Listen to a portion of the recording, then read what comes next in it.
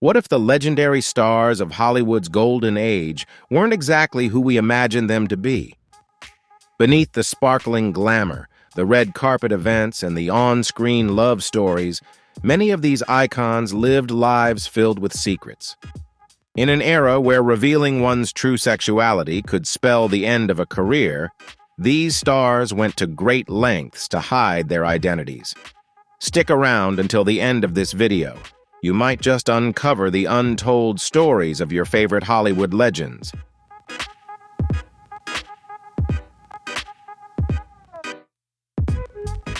In the mid-20th century, many actors who were sympathetic to the LGBTQ+ community had to keep their personal lives under wraps.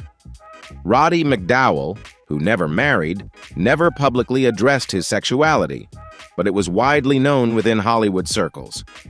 His close friendships with members of the LGBTQ+ community were often seen as an open secret. While many of his friends and colleagues in the industry knew about McDowell's sexual orientation, he chose to maintain his privacy to avoid the intense scrutiny that could have come with being openly out during that time.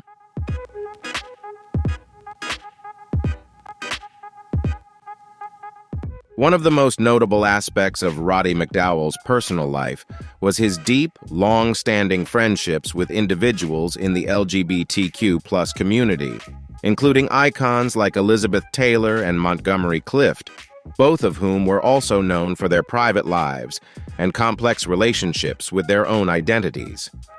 McDowell's professionalism, kindness, and genuine nature earned him the respect and admiration of those around him. Those who knew him often spoke of the charm, intelligence, and sincerity he brought not only to his roles, but also to his relationships and interactions off-screen.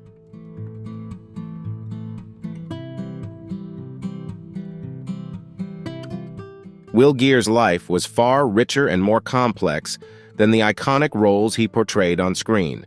Beyond his work as an actor, Gier was an activist and a person whose personal life challenged the conventions of his time. His relationships, political activism, and quiet courage in navigating a world that was often hostile to his truths all played a part in shaping the enduring legacy he left behind.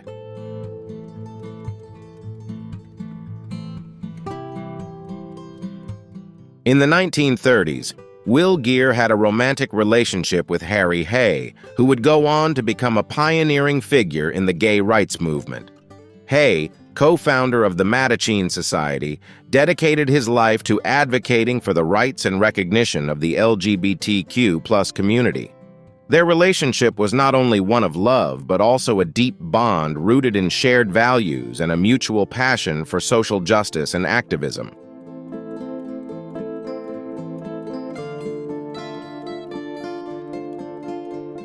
However, societal pressures of the time, along with Will Geer's desire for a family, led to the end of his relationship with Harry Hay.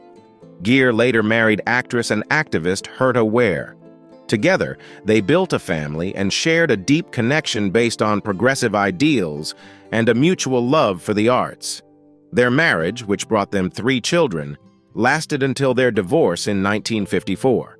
Despite their separation, Geer and Ware remained close throughout their lives, with Ware consistently understanding and supportive of Geer's sexual orientation. Her compassion created a rare safe space in a judgmental era, exemplifying the enduring strength of their relationship.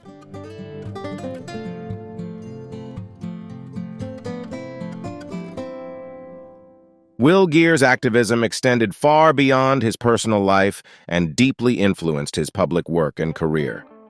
He was an active member of the Communist Party during a time when such affiliations were extremely dangerous, particularly within the entertainment industry.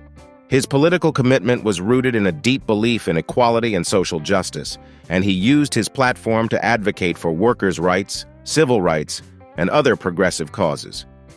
Geer's unwavering dedication to these ideals demonstrated his courage and determination to fight for a better, fairer world, despite the personal and professional risks he faced.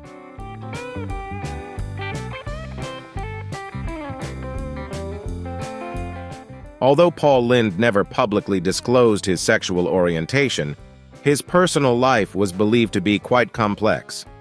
He lived in an era when society imposed strict expectations regarding masculinity and gender expression, and his flamboyant and somewhat effeminate demeanor only fueled speculation about his sexuality. However, rather than coming out, Lynde chose to keep his private life closely guarded, a decision likely influenced by the career risks associated with being openly LGBTQ+ in an industry that was often unforgiving to those who deviated from the norm.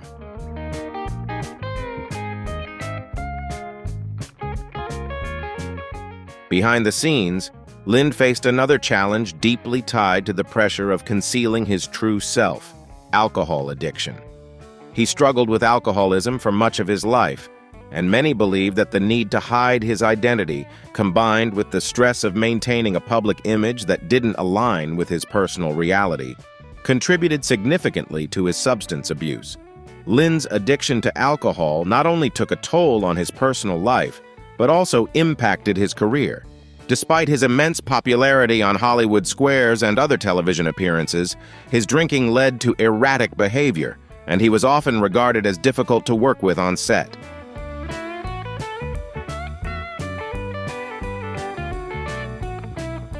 These challenges ultimately caused Lynde to miss out on numerous opportunities and led to personal turmoil, stalling his comedy career in his later years.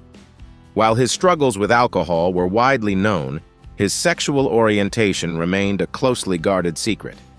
It wasn't until his death in 1982 that more details about his personal life began to emerge. At the time of his passing, Lynde was mourned as one of the most brilliant comedic talents of his generation. Yet there was also a profound sadness in the recognition that he had never fully embraced his true self, either on screen or in life.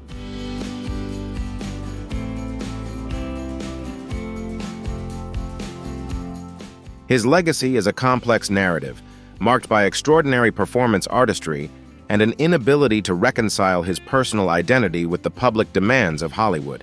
He passed away at the age of 55 from complications related to a heart attack, leaving behind a poignant reflection on the darker side of fame and the lifelong inner struggles he faced, particularly the concealed truth of his sexual orientation. Despite his remarkable comedic talents, the toll of living in secrecy and the pressures of Hollywood ultimately cast a shadow over his life and career.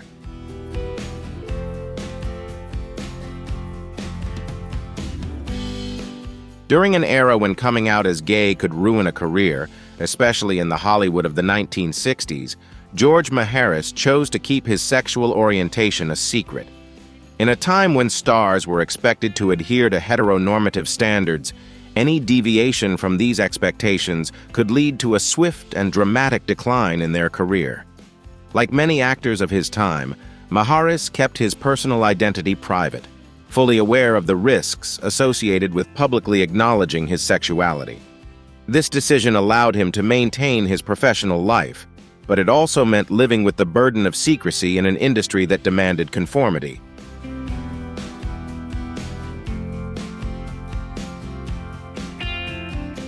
For Maharis, this meant maintaining a heterosexual image despite persistent rumors about his sexual orientation. However, in 1967, his carefully constructed public persona was shattered when he was arrested for lewd conduct in a public restroom in Los Angeles.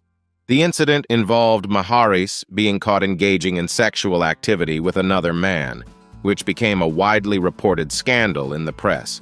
At a time when homosexuality was criminalized in many states, the arrest had a significant and lasting impact on his career.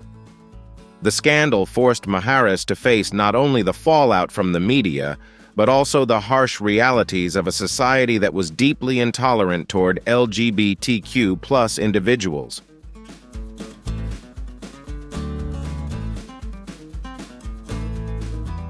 Although Maharis never publicly admitted it, the incident exposed the truth about his sexual orientation to the public, forcing him to face media scrutiny and the consequences of his arrest. The scandal caused significant damage, and Maharis was subsequently written out of Route 66 during its third season. His departure was attributed to health issues, a convenient excuse that allowed him to exit without further scandal. The impact of the arrest and the ensuing media storm was immediate and profound. Maharis's career, which had been on an upward trajectory, began to stall. In a time when homosexuality was heavily stigmatized, the scandal not only tarnished his image, but also closed many doors to future opportunities. Although he continued to work in television and film, his roles became increasingly scarce, and his fame faded compared to the heights he had once reached.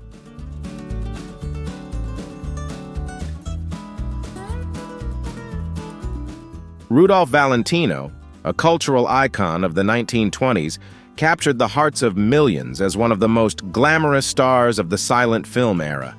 Known as the Latin lover, Valentino embodied romance and passion on screen with unforgettable roles in classics like The Sheik and Blood and Sand. His striking looks, smoldering gaze, and undeniable charisma made him an international phenomenon, forever etching his name in the history of Hollywood.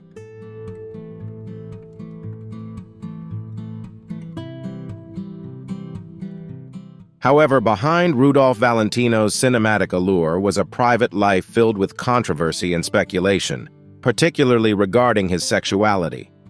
Valentino's first marriage to actress Jean Acker was short-lived and ended in turmoil on their wedding night.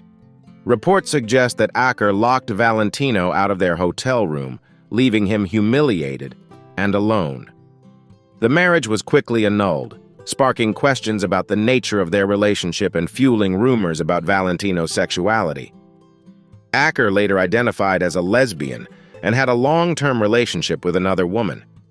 Her marriage to Valentino remains a focal point in discussions about his personal life, adding complexity and intrigue to his already enigmatic persona.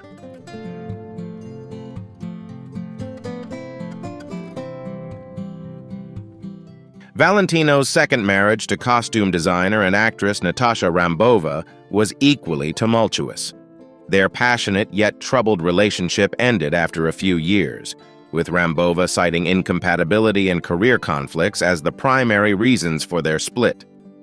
The dissolution of both marriages, along with Valentino's close relationships with male colleagues, only fueled further speculation about his sexuality, keeping the mystery of his private life alive in the public imagination.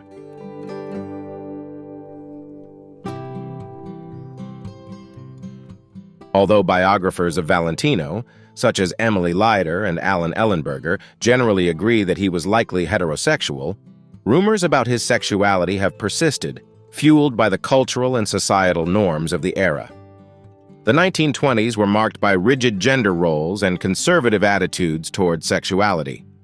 Valentino's polished appearance, gentle demeanor, and sophisticated style defied traditional expectations of masculinity, making him a target of speculation and criticism that reflected the anxieties and uncertainties of his time.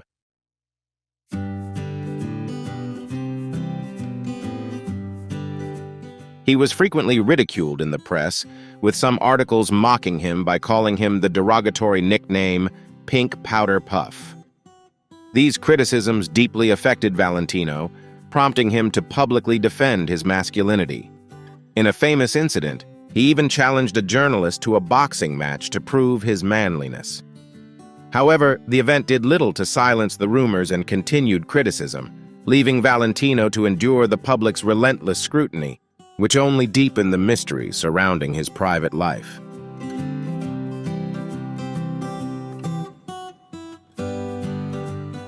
Although widely recognized as a brilliant artist, John Gielgud lived in an era when homosexuality was illegal in England and often viewed as a moral failing. Within the close-knit world of theater, his sexuality was considered an open secret, but outside of this circle, he was extremely cautious in guarding his private life. This careful balance allowed him to navigate a society that was often hostile to his truth, enabling him to continue excelling in his craft while maintaining a measure of personal privacy.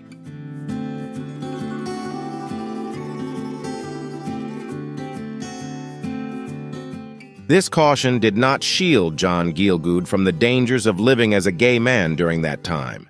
In 1953, at the age of 49, he was arrested for importuning for immoral purposes, a common charge used to entrap gay men. The arrest took place in Chelsea, London, after Gielgud was caught approaching a man in a public restroom, a tragic consequence of the oppressive laws of the era. This incident underscored the risks and vulnerabilities faced by LGBTQ+ individuals in a society that criminalized their identity, forever marking a painful chapter in Gielgud's life.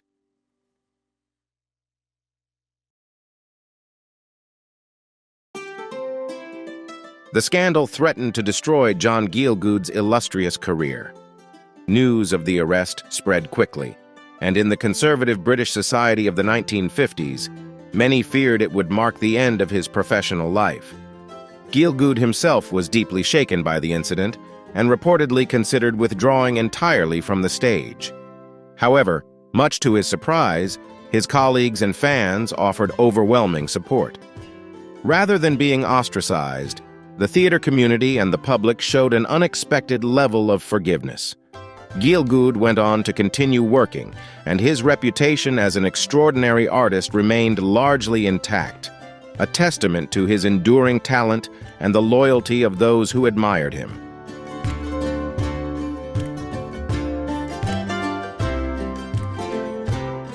Jack Cassidy's good looks, charm, and stage presence made him a familiar star in Hollywood and on Broadway during the 1950s and 1960s.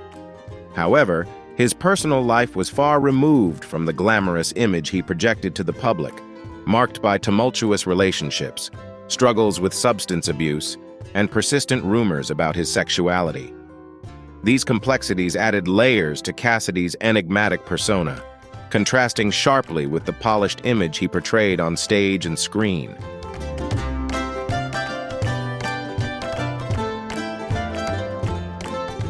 Jack Cassidy's marriage to actress Shirley Jones in 1956 was one of Hollywood's most high-profile unions at the time. The couple had 3 children, including actor David Cassidy, who later rose to fame as a member of the Partridge Family, a television series in which Shirley also starred. Their family seemed to embody the ideal American household, but behind the scenes, Cassidy's personal struggles began to surface. His charm and talent were often overshadowed by inner turmoil, which would ultimately affect both his career and family life.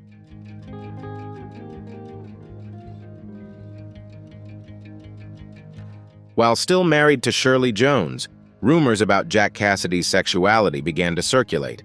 With his striking good looks and undeniable charm, Cassidy was speculated to have relationships with both men and women, sparking whispers that he might be bisexual.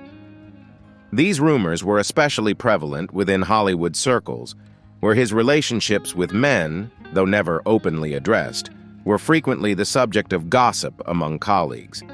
These speculations only added to the mystery surrounding Cassidy's personal life, contrasting sharply with the image of the ideal family man he portrayed in the public eye.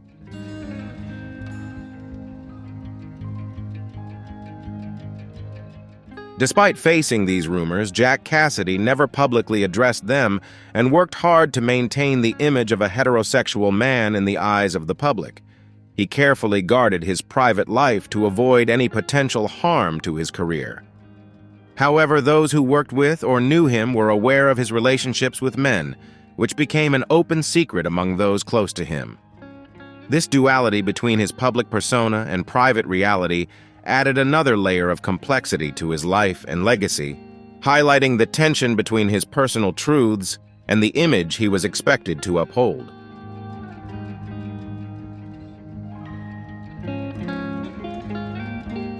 At the same time, Jack Cassidy struggled with alcoholism, which took a significant toll on both his career and family life.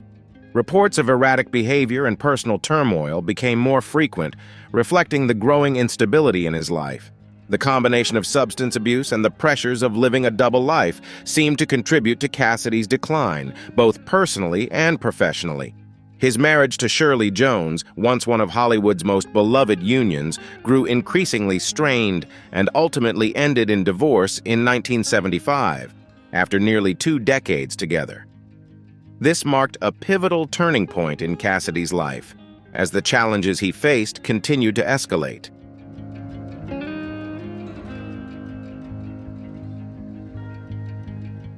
Jack Cassidy's personal life and career continued to unravel, and by the time of his death in 1976, he had become a tragic figure in Hollywood. He was found dead in a Los Angeles apartment fire at the age of 49, under mysterious circumstances. While some attributed the fire to an accident, others speculated that Cassidy's struggles with alcoholism and his fragile mental state may have played a role in the tragedy. His death added another layer of complexity to his legacy, leaving behind a career marked by brilliance but overshadowed by personal battles and unresolved mysteries.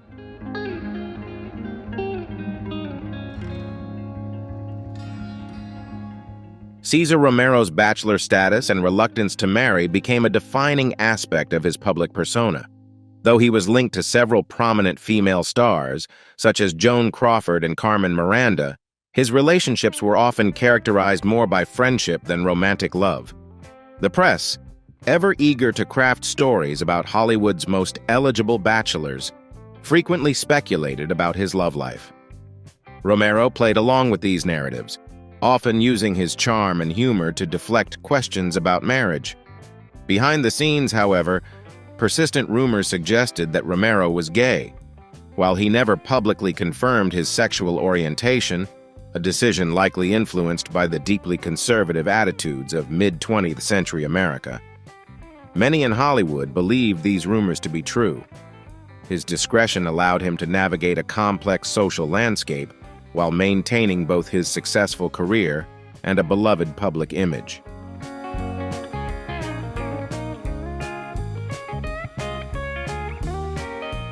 Cesar Romero's ability to keep his private life discreet in an era when stars were under constant scrutiny was a testament to his carefulness and the loyalty of those around him.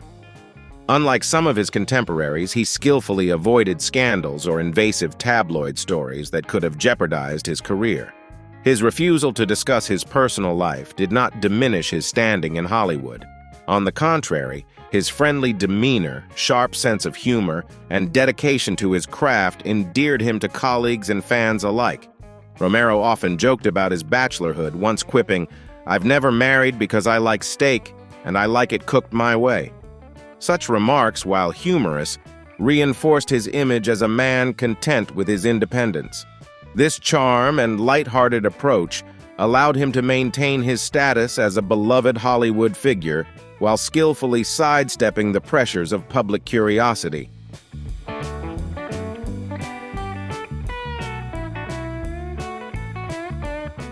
Liberace's public persona was meticulously crafted to appeal to a mainstream audience during a time when homosexuality was heavily stigmatized and could ruin a career. He built the image of a heterosexual man through his interactions with the press and fans, often discussing his love for women. He even contributed to articles like "Mature Women Are Best. Television's Top Pianist Reveals the Kind of Woman He'd Like to Marry," in which he outlined his standards for a future wife. These calculated statements reinforced his carefully constructed image and allowed him to maintain his status as a beloved family entertainer while concealing his true identity from the public.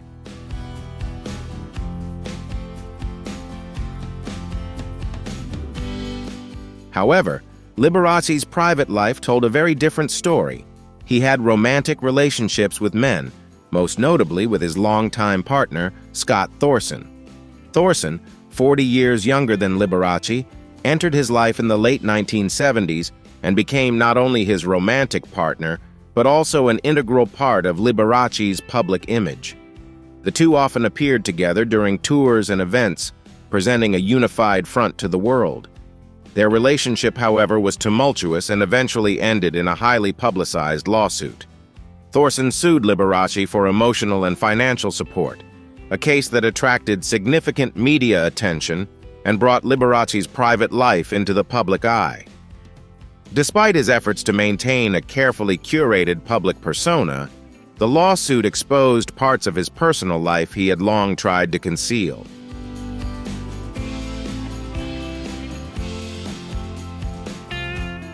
Despite intense media scrutiny, Liberace steadfastly denied being gay, dismissing rumors as baseless attacks from tabloid sources.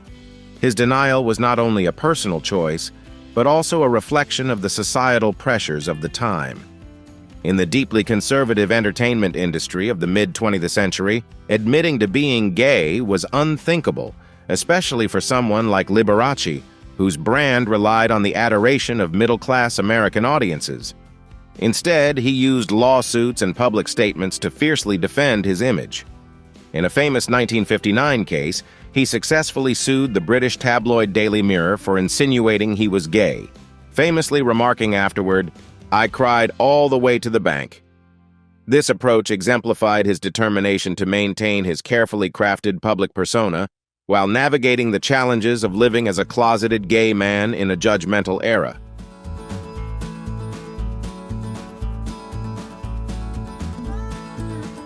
Despite his public denials, Liberace's sexuality was an open secret within Hollywood circles. His flamboyant style, dramatic sense of humor, and close relationships with men fueled ongoing rumors. However, his immense talent and charisma overshadowed the gossip. Fans adored him not only for his musical brilliance, but also for his unapologetic embrace of extravagance and theatricality, which made him a trailblazer in the entertainment industry. Liberace's ability to captivate audiences with his larger-than-life persona ensured his enduring appeal, allowing him to maintain his popularity even as whispers about his private life persisted.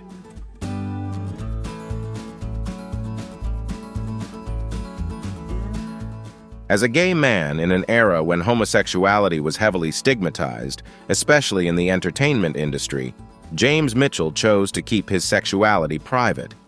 Although he never publicly acknowledged it, his relationship with costume designer Albert Wolski was one of the longest-lasting and most respected love stories in the industry. Wolski, known for his work on films like All That Jazz and The Verdict, was a prominent figure in costume design, and his partnership with Mitchell lasted 39 years. Their enduring relationship served as a quiet testament to their love and commitment in a time when such connections were often forced into the shadows.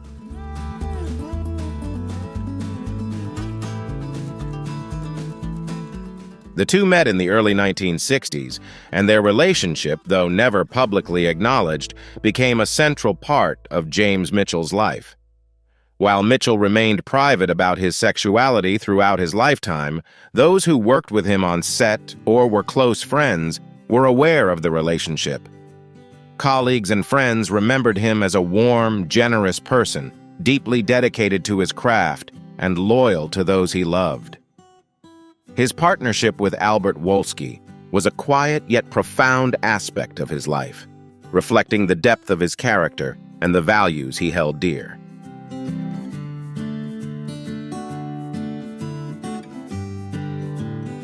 James Mitchell's decision to keep his personal life private was not uncommon in an era when being openly gay in Hollywood or on television could pose significant career risks.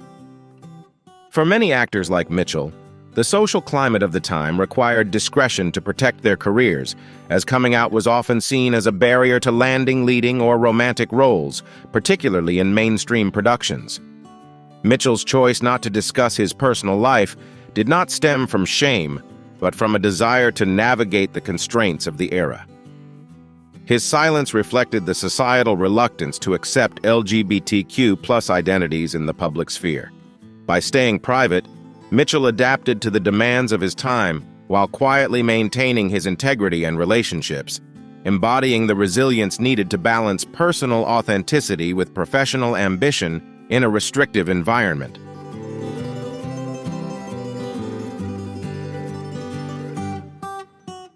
In an era when Hollywood strictly enforced public image standards and any deviation from heterosexual norms was deemed scandalous, George Nader's sexuality became the subject of much speculation.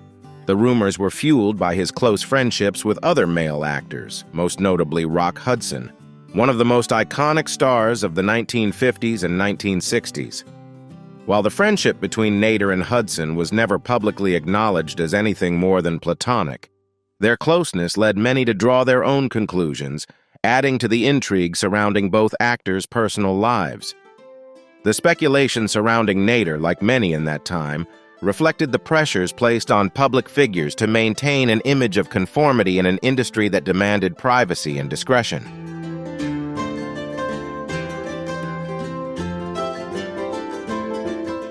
In a Hollywood that demanded strict adherence to carefully crafted public images, relationships between two male stars were often viewed with suspicion. Despite facing rumors and speculation, George Nader never publicly disclosed his sexuality during his Hollywood career. The powerful studio system and its public relations teams ensured that actors strictly conformed to their constructed personas. Any deviation from this image, such as revealing a gay identity, could potentially destroy an actor's career. For Nader, maintaining his career meant keeping his private life out of the spotlight, navigating a system where conformity to heteronormative ideals was not just expected, but enforced.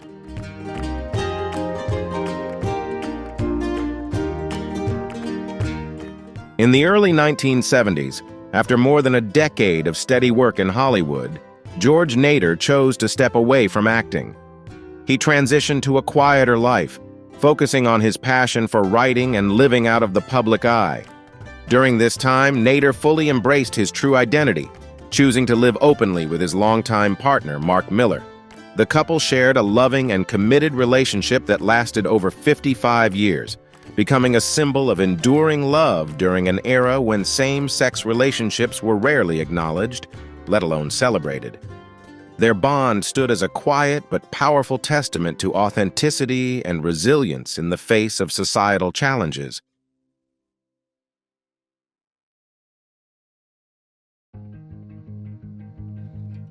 For decades, Dick Sargent kept his sexuality private, much like many actors of his time. Hollywood during that era was a place where coming out as gay was often seen as career suicide. The entertainment industry was dominated by a culture of silence regarding LGBTQ+ issues, and celebrities with different sexual orientations faced significant professional risks. Although there were persistent rumors about Sargent's personal life, he largely avoided tabloid scrutiny and maintained a public-facing career without addressing or confirming speculations about his sexuality. His discretion reflected the challenges of navigating an industry and society that demanded conformity while suppressing personal authenticity.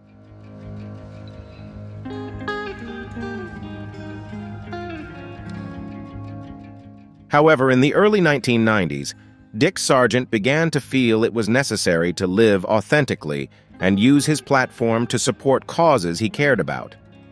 In 1991, he made the courageous decision to publicly come out as gay in an interview with People magazine, openly declaring his sexuality. This marked a significant turning point, as it occurred during a time when coming out as LGBTQ+ was still rare in Hollywood, and many actors feared such a revelation could jeopardize their careers. Sargent's decision to embrace his truth and advocate for greater acceptance was a bold move that paved the way for increased visibility and representation in the industry.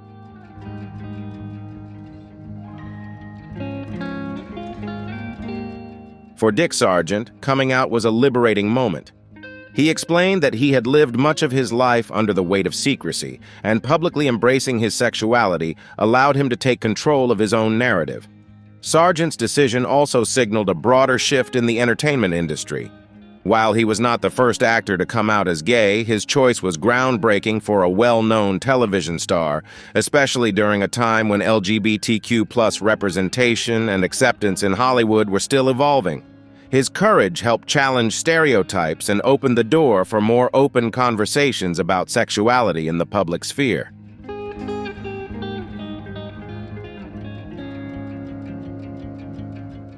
In addition to coming out, Sargent became an active advocate for LGBTQ+ rights, particularly focusing on raising awareness about HIV/AIDS. In the early 1990s, the HIV/AIDS epidemic was devastating communities around the world, and Sargent used his newly recognized voice to speak out about this crisis. He participated in numerous fundraising campaigns and worked with organizations that supported people living with HIV/AIDS. This advocacy was very personal for Sargent, as he had witnessed the impact of the epidemic within the gay community and was determined to help raise awareness about the issue.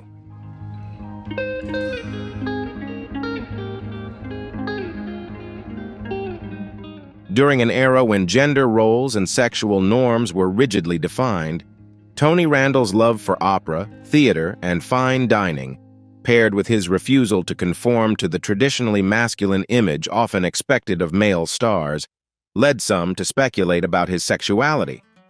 Randall was also an outspoken supporter of the arts and a frequent guest on talk shows, where his sharp wit and uninhibited humor often took center stage. Despite persistent rumors, Randall was married to his first wife, Florence Gibbs, for 50 years until her death in 1992. The couple, who met when Randall was just 19, shared a strong and enduring bond. Florence's passing marked a profound turning point in Randall's life, both personally and publicly, as he navigated life without his lifelong partner and faced a shifting landscape of personal relationships and public scrutiny.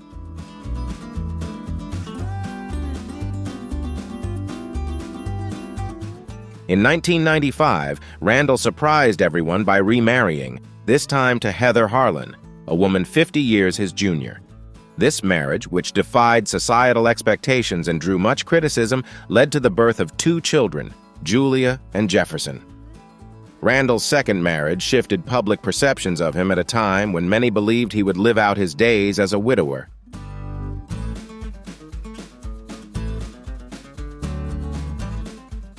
In interviews, Randall dismissed doubts about his relationship with Heather, emphasizing their love and happiness. However, rumors about his sexual orientation persisted throughout his career. These whispers were largely rooted in stereotypes rather than evidence, reflecting society's tendency to associate certain traits or behaviors with specific sexual orientations. Randall addressed these speculations directly over the years, often using humor to deflect intrusive questions. He once remarked, "I don't understand why people are so interested in my private life. It's called private for a reason." His refusal to be boxed into fixed categories, coupled with his commitment to living authentically on his own terms, made him both an admirable and intriguing figure.